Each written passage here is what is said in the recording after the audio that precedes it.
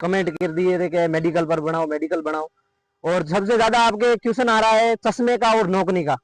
मैंने आपको पहले वाला भी जब लाइव जुड़े उस टाइम भी कहा था, और बीच बीच में जब वीडियो में बना रहा उस टाइम भी कहा था, आपको मेडिकल की टेंशन लेने की बिल्कुल जरूरत नहीं है। आप अपनी तैयारी पर फोकस करो। फिर भी आपने आज काफी लड़कों का, आज 5-6 क्वेश्चन लड़कों का है, सर कितने नंबर तक चश्मा अलाउ है और हमारे नौकरी की समस्या है। तो हमको मतलब कॉन्फिडेंस ही नहीं आ रहा है कि हमें मेडिकल में बाहर कर दिया जाएगा।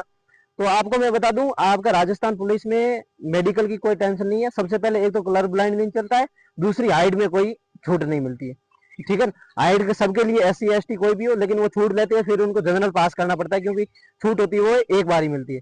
तो सबसे पहले मैं आपको बता देता हूँ, राजस्थान पुलिस में चश्मा चलता है तो ऐसे मान लो कम से कम 4 से 5 नंबर तक चलता है।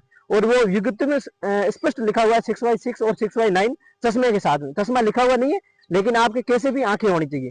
जब वो अपना आई टेस्ट होगा, वो सामने से नंबर लिखे हुए होंगे और अपना चश्मा लगाए हुआ होता है, उसी में पढ़ना होता है। इसमें कोई दिक्कत वाली बात नहीं है।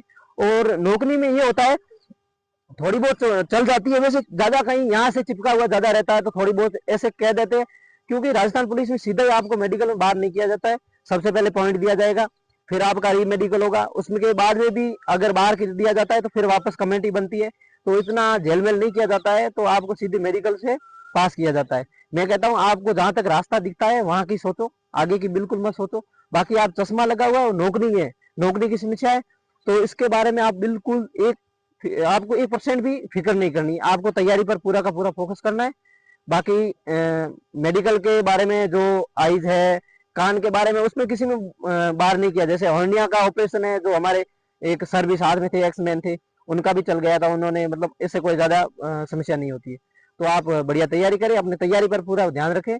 और बाकी आप किसी चीज का कोई टेंशन नहीं लो मेडिकल के बारे में।